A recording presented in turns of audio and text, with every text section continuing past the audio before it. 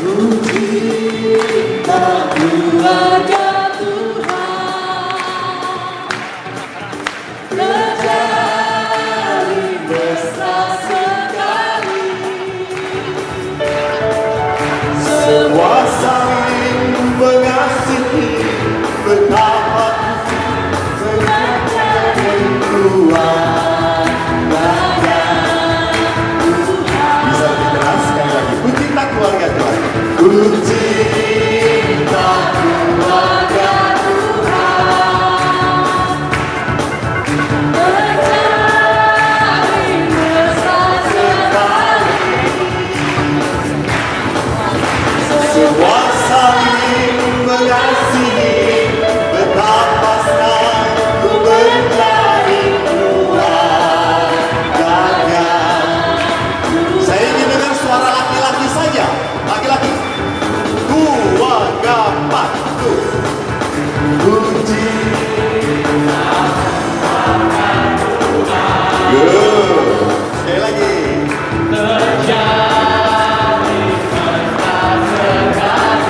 Semua saling mengasihi, semua saling mengasihi.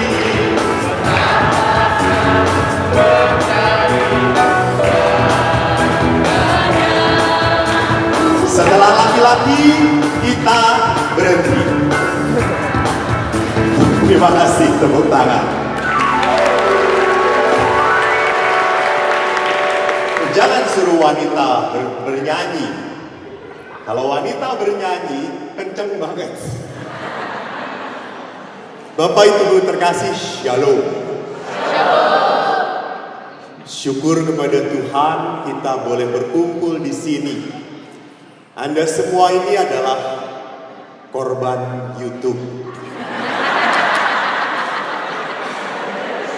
Sebetulnya kita ini sedang dipermainkan oleh persekutuan doa Don Bosco. Judulnya Karena Sayang. Itu YouTube juga yang yang mempopulerkan sampai 6 juta atau sekian. Saya tiba-tiba khotbah saya tanpa tahu saya menyebar kemana-mana. Lalu Romo itu khotbah ya, memang tugas saya. Romo khotbahnya lucu, biasa aja. Lu tahu gua khotbah orang tua saya nggak pernah ketawa. Kalau khotbah bapak saya cuma berkata garing. Maka apa yang saya mau ajak, pertama-tama mari kita lihat, kita berkumpul bukan mau mendengarkan orang bodoh ini berbicara. Saya tidak akan pernah memuaskan Anda karena saya bukan pria pemuas. Saya pun tidak bisa menobatkan Anda karena saya bukan Roh Kudus. Saya hanya memberikan apa yang bisa saya berikan sebagai pengalaman iman. Saya mau memperlihatkan bagaimana pelayanan dalam persekutuan kasih. Karena saya sudah sayang pada Allah. Jadi hidup dalam persekutuan tadi, semua saling mengasihi. Artinya kalau orang ada dalam persekutuan, harusnya ada sukacita. Harusnya ada tawa, ada bahagia, ada rasa syukur. Saya suka sedih kalau melihat orang ke gereja itu datang.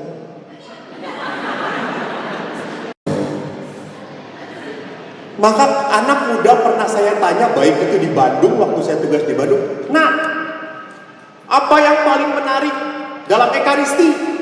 Dan anak-anak berkata, berkat penutup. Kenapa lo ngomong gitu? Karena dengan demikian akhirnya penderitaan berakhir. Jadi banyak sekali orang datang ke dalam Ekaristi tidak ada sukacita. Duduk saja, lihat ini. Lalu pada saat tag, ya romonya yang ini. Apes gue. Pasti lama. Gitu. Kalau udah pot, jangan tepuk tangan, itu dosa. Dosa kok dirayakan. Jadi pada saat kita sudah melihat rombongan mulai tuh kan lama gitu ya. Jadi rupanya di dalam persekutuan aneh, di dalam ekaristi aneh, kalau orang tidak mendapatkan sukacita, tidak mendapatkan kebahagiaan. Jadi ingat Bapak Ibu, dulu itu ada misa penyembuhan. Ingat? Pada saat misa penyembuhan banyak orang yang disembuhkan. Betul. Banyak orang yang dijamah. Ya. Dan sekarang misa penyembuhan sudah tidak disarankan lagi. Kenapa? Karena setiap misa itu penyembuhan. Tidak hanya misa yang dibawakan oleh pastor yang betapa dahsyat Roh Kudusnya, tidak. Misa harian pun menyembuhkan. Hanya pertanyaannya, loh kok biasa aja, misa biasa kok nggak disembuhkan ya pastor? Ya yang datangnya disembuhkan atau tidak? Kita datang pas komuni.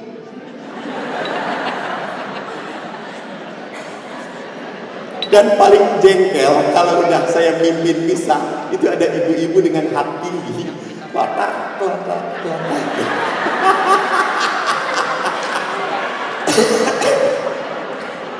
Ya Allah, kalau mau pameran bukan di gereja kali.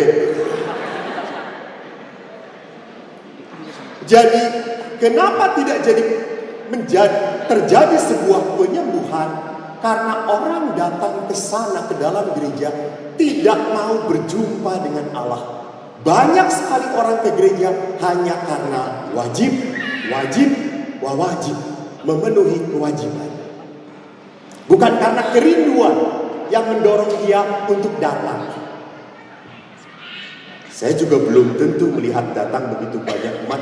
Apakah ini rindu dijamah oleh Tuhan? Amin.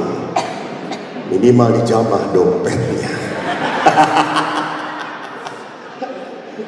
Jadi lihat, kerinduan kita menunjukkan intensi kedatangan kita. Di dalam ekaristi pun demikian. Jadi persekutuan kasih yang benar itu harus ada sukacita, bukan penderitaan. Nah, bagaimana bisa terjadi persekutuan yang bisa membawa sukacita itu, bagaimana terjadinya? Saya teringat sebagai pastor, Anda sudah pernah mendengar khotbah saya itu tidak pandai mendoakan orang.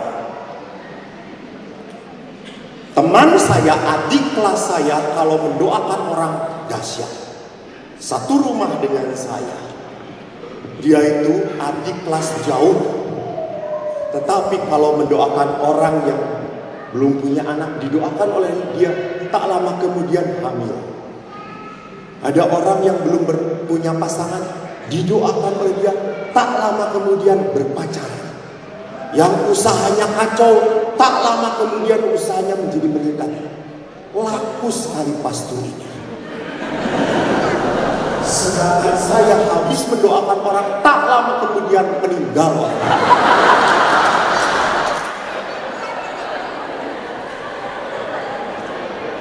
Mau dicoba?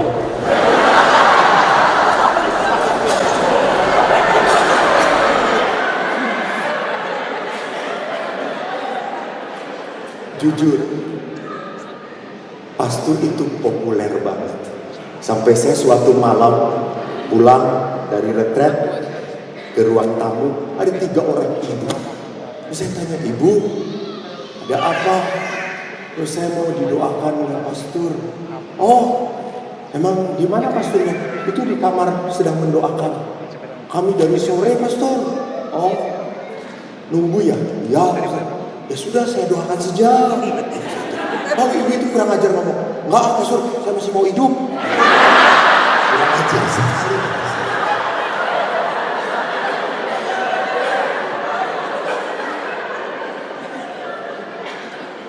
Jujur sebagai manusianya, Eko iri. Dia populer, dicari orang, Eko dihindari orang. Lalu saya berdoa, novena, Tuhan tolonglah. Saya juga hamba-Mu, toh. Beri karunia supaya saya bisa mendoakan orang, Tuhan. Biarkan kalau mendoakan orang terjadi seperti yang orang itu harapkan, Tuhan. Saya novena sampai dalam misa. Setiap misa saya diam berdoa terus. Sampai orang berkata, Romo kenapa sekarang agak lama mukanya? Romo ini diam loh. Romo banyak apa permohonan ya? Betul. Dan apa yang terjadi pada hari ke-9 novena? Saya tiba-tiba bekas murid saya datang. Pastor, tolong doakan Oma sakit. Ini tanda dari Tuhan. Ayo saya berkata, ayo kita pergi. Saya dijemput oleh supir. Saya pergi. Saya datang sampai rumah itu. Saya lihat omanya sudah pakai alat di sana sini.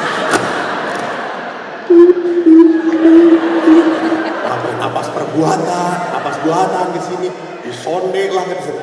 Waduh, ini sih parah banget kata saya.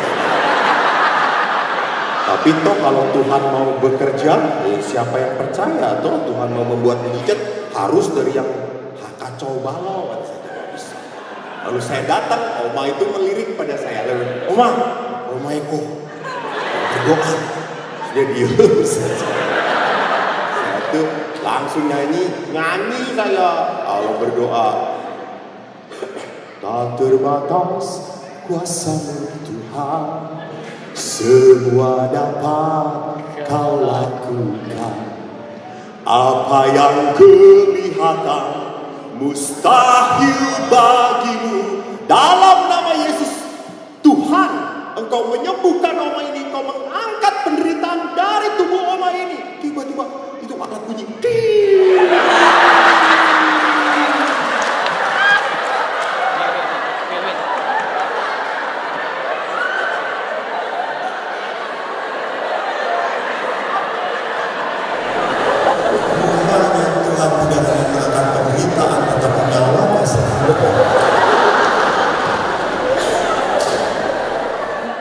Anda tahu Anda bisa tertawa.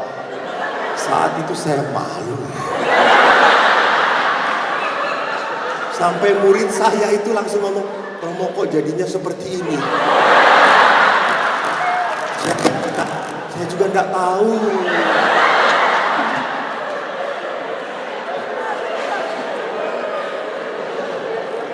Dan Anda tahu lebih pahitnya, saya berangkat dijemput supir, pulang sendiri saya.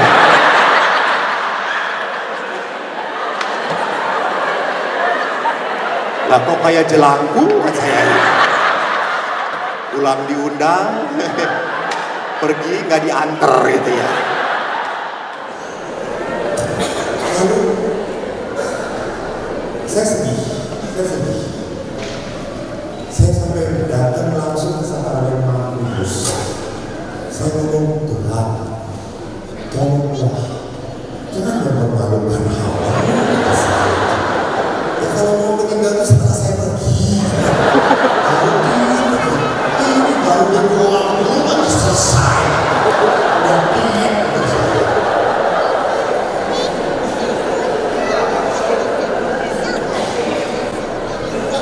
Lalu akhirnya saya berdoa, Tuhan tolong. Lama-lama saya berdoa, dia satu capek. Dan akhirnya tiba-tiba muncul dalam hati saya, karunia itu terserah Tuhan. Kamu tidak akan memberi yang seperti ini. Oh ya sudah. Akhirnya sekarang saya menerima diri. Jadi kalau ada orang saat itu pasien yang minta didoakan oleh adik kelas saya langsung terima.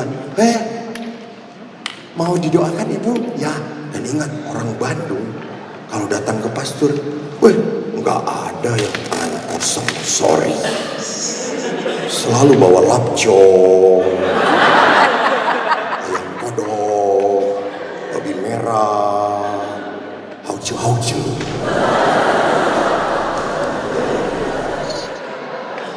Lalu saya langsung terima, Ibu mau didoakan? Ya, saya pegang ya Bu. Ibu silakan. Woi, doa.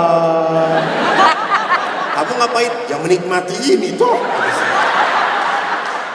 Ada yang bekerja dan ada yang menikmati hasil pekerjaan. Lihat, kalau saya sibuk iri terus dengan pastor itu, saya tidak bisa menikmati panggilan hidup saya. Jadi rasa syukur itu tidak perlu saya membandingkan. Di saat kita membandingkan dengan orang lain, gak akan muncul rasa syukur itu. Gak akan muncul. Yang ada cuma jengkel, kecewa, sedih, merasa I am the loser, not I am the winner. Tidak pernah merasa bahwa saya diberkati. Orang lain yang diberkati. Karena apa? Membandingkan. Jadi di dalam persekutuan kasih harus terpusat pada Yesus. Sehingga mereka bertekun memecah roti. Bapak Ibu, kalau sudah mendengar kata memecah roti, ini adalah cikal bakal dari perayaan apa? Ekaristi. Ekaristi itu dari dua kata eukaristeo. Apa artinya? Berapa tahun jadi Katolik? Indah saja jadi pastor ya. Eukaristeo itu artinya karisteo, mengucapkan. Jadi ekaristi itu artinya mengucap syukur. Jadi perhatikan, persekutuan ini dibangun oleh mengucap syukur. Apa artinya mengucap syukur? Kalau kita melihat teman jatuh, gubrak, syukurin gitu. Apa itu mengucap syukur? Nah, mengucap syukur adalah menikmati berkat yang Tuhan beri. Ingat, menikmati. Karena sering kali kita punya banyak waktu untuk mengumpulkan berkat, tetapi tidak punya waktu untuk itu. Yang menikmatinya malah anak kita. Kita capek kerja, mati aja udah selesai. Jadi anak-anak akan berkata, Papa terima kasih, warisannya banyak. Papa capek, kita nikmatin. Syukur ya, itu. Tidak, bersyukur itu menikmati. Saya ingat sekali ayah saya angkatan udara, mungkin Anda pernah mendengar di YouTube yang ditayangkan. Ayah saya sangat sederhana. Kalau angkatan udara itu kan di kompleks kan orang suka iri. Kita melihat tetangga itu udah punya motor. Ayah saya itu cuma pakai sepeda. Terus saya ngomong, Pak, kan orang Jawa saya, Pak tumbas motor Pak kok kan dia tekan saya ngepit ngepit itu sepeda. Lalu bapak itu, pit enak le, pit siler. Anda tahu siler? Anginnya sejuk. Arep neng Didi tak terki. Arep neng Lembang itu seperti di sini ke Bedugul naik. Tak terki. Dan memang kalau kemana-mana saya tuh selalu naik sepeda, dibonceng oleh ayah di belakang. Dan karena betul naik sepeda itu kena angin, sayup-sayup, saya itu kena jari-jari kaki saya berkali-kali sampai berdarah. Lalu ayah itu berkata, Le, kowe iki ojo ngantuk, penak Pak gitu ya. Karena saya sudah berkali-kali kena jari-jari, lalu ayah saya punya ide, ditaliin saya kakinya ke depan. Kalau ngantuk kan tidak meler gitu, lalu ditaliin. Lalu suatu hari ayah nabrak becak. Ayah saya loncat, saya diem saja. Lalu ayah berkata, "Le, loncat." Terus saya ngomong, "Awak ditaleni Pak."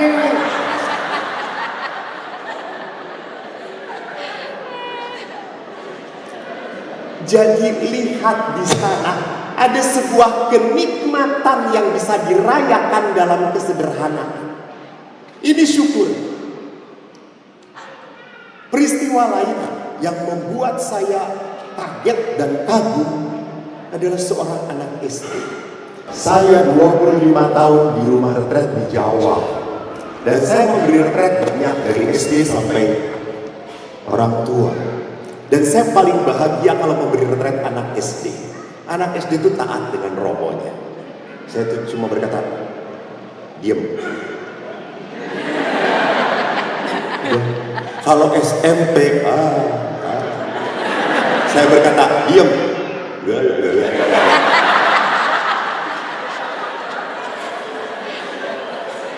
Kalau SMA, apalagi SMA Jakarta, wah lebih parah. Saya berkata, "Diem." Malah mereka yang melotot sama saya gitu. Jadi sayanya yang diem akhirnya gitu. Tapi kalau orang tua lebih indah lagi. Kalau saya beri retret, "Pak, Bu, diem." Diemnya tidur semuanya.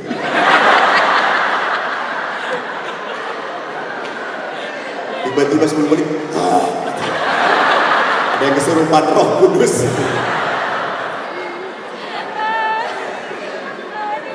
Suatu hari 4 tahun yang lalu saya masih ingat kelompok SD datang. Dan tiba-tiba dari grup itu ada seorang anak. Maaf, cacat, kakinya X gitu. Lalu tidak rata, kayak begini. Saya bukan baru pertama kali lihat orang cacat, tapi saya sangat terkesan pada anak ini karena apa? Anak ini wajahnya sukacita banget gitu. Beda dengan di sini semua. Tidak cacat tapi penuh penderitaan. Kelihatan beban utangnya banyak. Lalu anak ini bertemu saya, itu begitu sukacitanya, dia berkata, Romo, kenalan. Lalu dia kan bawa tas gitu ya. Lalu saya tanya, "Nak, boleh saya bawakan tasnya?" "Oh, masih bisa Romo, terima kasih Romo, masih bisa." Lalu dia jalan. Saya sampai kagum, waduh anak ini. Lalu pada saat ada acara retret, anak SD itu acara retretnya kadang-kadang berlari mencari teks kitab suci. Anak ini lari, jalan aja tidak jelas, lari jatuh. Dan pada saat jatuh, itu teman-temannya langsung mengangkat dia. Dan setelah diangkat, anak itu langsung teriak, makasih ya, makasih. Lari lagi, gubrak lagi. Lalu temannya ngangkat lagi, dan dia lagi, terima kasih. Saya tuh kagum. Karena biasanya anak Jakarta kalau melihat temannya jatuh, gubrak, jatuh, sakit.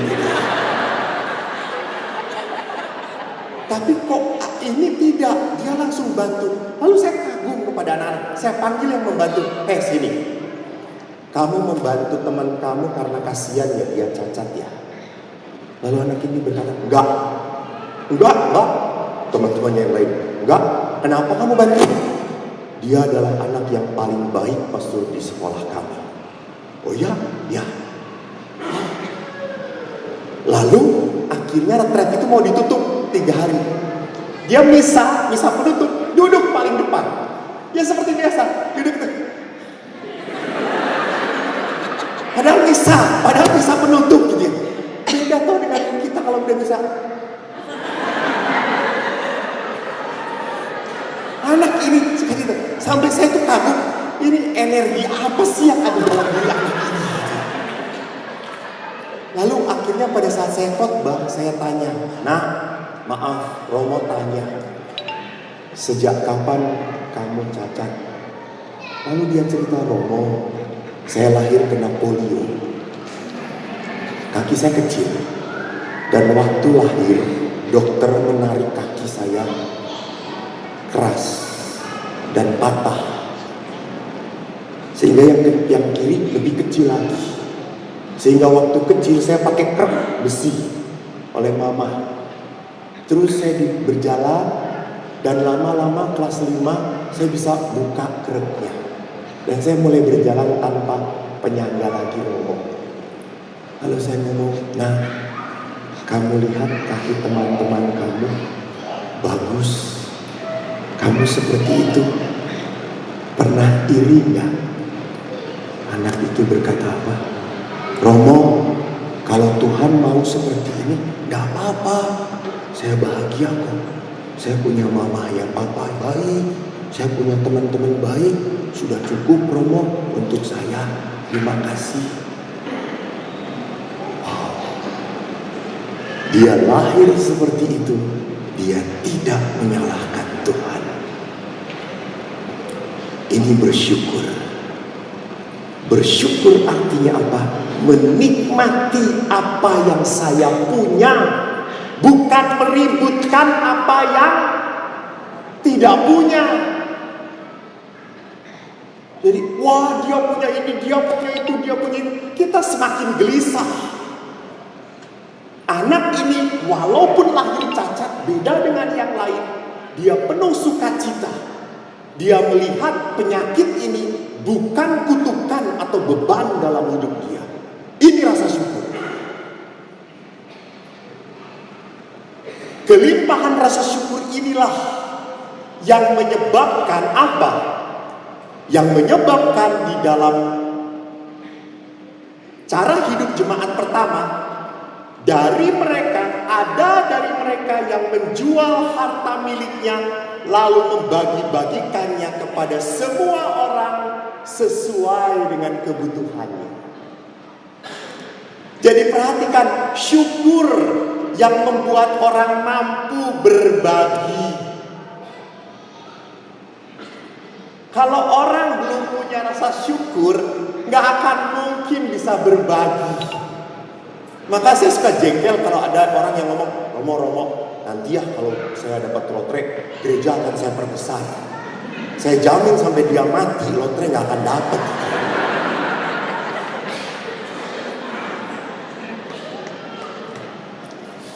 Jadi orang mau memberikan waktunya pada Tuhan, orang mau memberikan rezeki pada Tuhan, harus orang-orang yang sudah penuh dengan rasa syukur. Orang-orang yang sudah puas dengan kehidupannya. Orang-orang yang sudah dicurahi dengan kuasa kelimpahan. Memang dia belum punya mobil, misalnya Ferrari, ataupun belum, mungkin mobilnya kijang yang harus didorong 5 kali baru maju setiap hari gitu ya. Tetapi kenapa orang ini selalu tersenyum? Karena apa? Ada rasa syukur. Ada rasa syukur. Jadi kalau orang itu belum bisa bersyukur, dia bisa memberi, bisa, tetapi karena kewajiban, berat, dengan berat hati. Tidak mengalir dari sebuah ketulusan.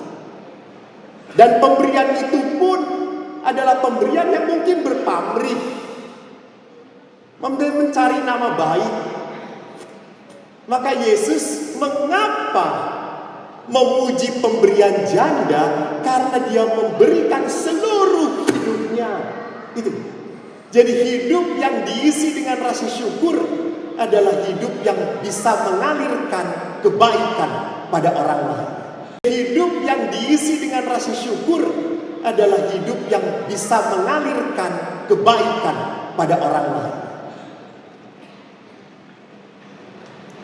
Jadi saya tidak pernah menuntut di gereja atau apapun, ayo melayani. Gak pernah. Kenapa orang-orang belum berani melayani? Belum bisa bersyukur.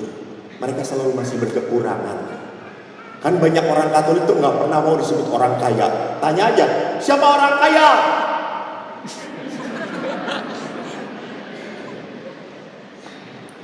Jadi rasa syukur dulu yang harus muncul. Bapak Ibu kenal Uskup Bandung? Uskup Bandung Monsinyur Anton itu adalah Monsinyur yang paling muda. Sekarang menjadi sekretaris KWI, terkenal, bagus sekali, pinter sekali. Dia angkatan saya. Cuma kita beda nasib. Tolong tertawanya jangan menyakiti saya. Beliau ini menjadi uskup karena berkenan di mata Vatikan. Dan saya tetap menjadi pastor karena berkenan di mata Allah.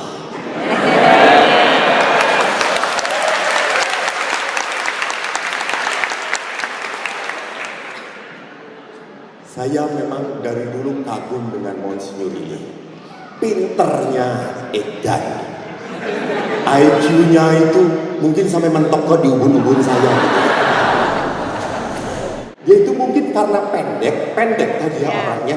Jadi IQ-nya cepat naik gitu ya. Kalau saya tinggi IQ-nya nggak nyampe gitu. Jadi dia itu kalau waktu di seminari, kalau belajar, edan. Dia cuma begini.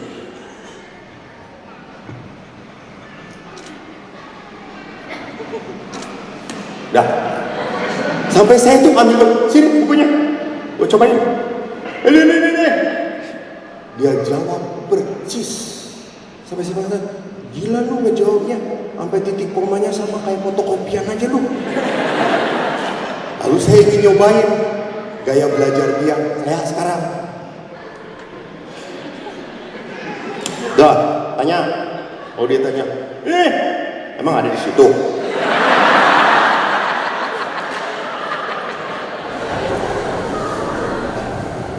Dia ini S2-nya pun di Leuven, pinter sekali, sangat pinter. Saya saat pengagum berat dia. Wah, pokoknya dia selalu ngetop. Tapi suatu hari dia datang pada saya, kok gimana? Saya karena dia sudah menjadi Monsinyur walaupun sejak SD sekolah sama saya. Monsinyur, ayo, macem-macem gue dipindahin gitu.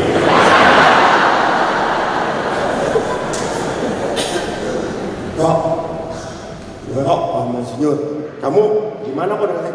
Kagum Monsinyur dulu kagum, maka pantaslah menjadi Monsinyur bener. Jangan saya, kalau saya keuskupan Bandung hancur kata saya. Kalau saya memimpin kok maju, jaya, benar, percaya, karena pintar. Ya. Kok, kamu pernah belum ke Israel? Lah kalau Monsinyur, saya itu belum pernah kok. Belum pernah Monsinyur? Ya, maaf ya Monsinyur, saya sudah 5 kali ke Israel.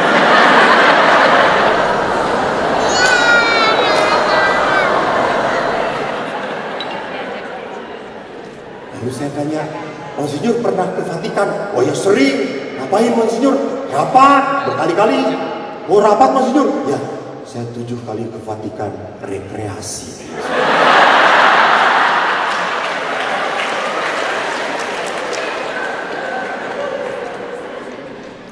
Jadi kalau saya meributkan Monsinyur yang pinter, saya tidak seperti dia, maka saya menderita. Betul atau tidak? Tuhan memberikan karunia, talenta, berkat bagi Anda secara berbeda. Jangan menuntut Tuhan supaya memberkati Anda seperti Allah memberkati dia. Tidak bisa. Dan Tuhan tidak mau. Tuhan memberkati kita satu demi satu dengan keindahan. Di sana perhatikan, rasa syukur itu adalah kunci bagi kita supaya dapat berkembang, supaya kita dapat memberikan.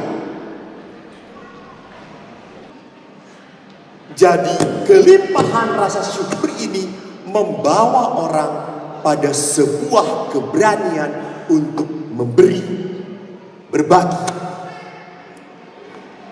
Hanya sekali kita lihat bagaimana apa yang terjadi pada saat semangat syukur ini dipatahkan. Kadang-kadang ada orang yang berbagi di dalam pelayanan pun semata-mata mencari imbalan.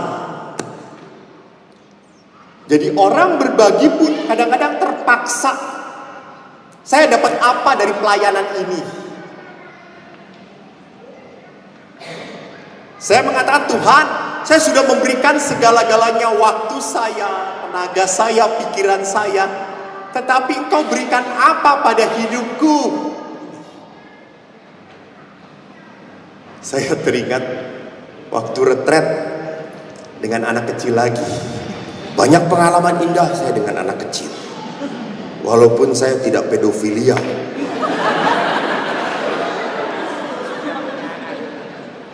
Waktu saya pakai jubah seperti ini, ada anak Kristen. Dia kagum melihat pastor. Dia belum pernah melihat pastor.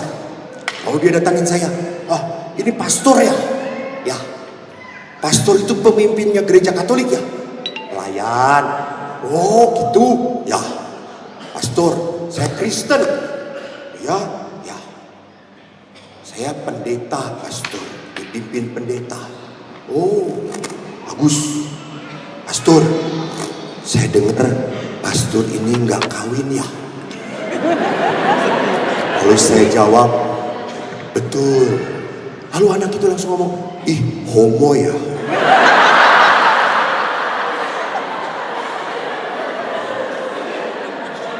Lalu saya berkata, saya normal.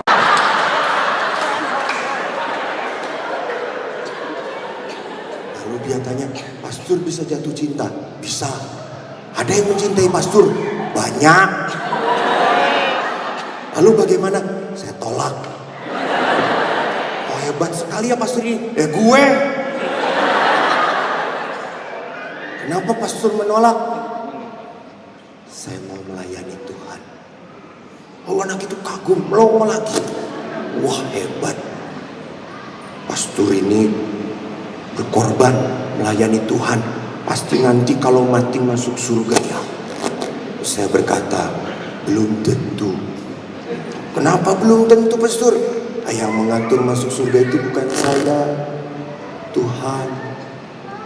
Lalu anak itu dia tiba-tiba dia ngomong, kalau begitu kasihan ya jadi pastor ini ya. Terus saya tanya, maksud lo apa? Lama-lama kan saya emosi juga gitu. Ya iya pastor, kasihan jadi pastor ini. Kenapa? Ya pastor itu satu, sudah berkorban, bisa menikah padahal ada yang mencintai pastor, mau mencintai pastor, tapi pastor menolak karena ingin melayani Tuhan. Sudah seumur hidup melayani Tuhan, nanti mati belum tentu masuk surga, kan kasihan. Lalu saya berkata, nah saya enggak, supaya tidak punya anak seperti kamu.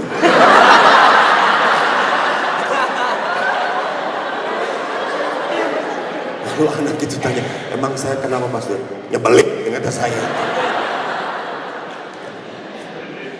Ingat, lihat pola pikir anak ini. Apa pola pikirnya? Ya kritis, kritisnya tapi tengah bener. Apa pola pikir anak ini? Hah? Do ut des dalam bahasa Latin. Do ut des itu saya memberi supaya saya menerima. Saya memberikan hidup saya supaya saya menerima berkat berlimpah. Enggak. Saya enggak menuntut.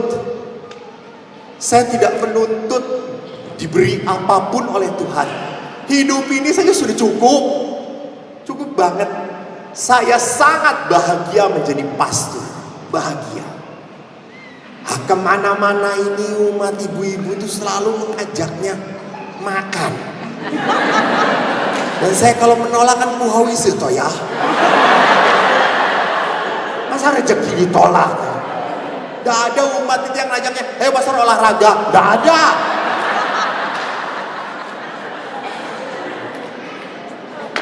jadi. Ulu itu tato, ya Allah.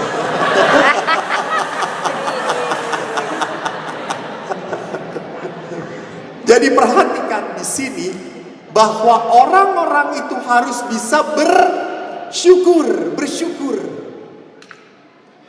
Bersyukur itu mengalirkan kemauan untuk memberi tanpa merasa saya harus pamrih, tanpa merasa saya nanti beri Tuhan akan memberi banyak.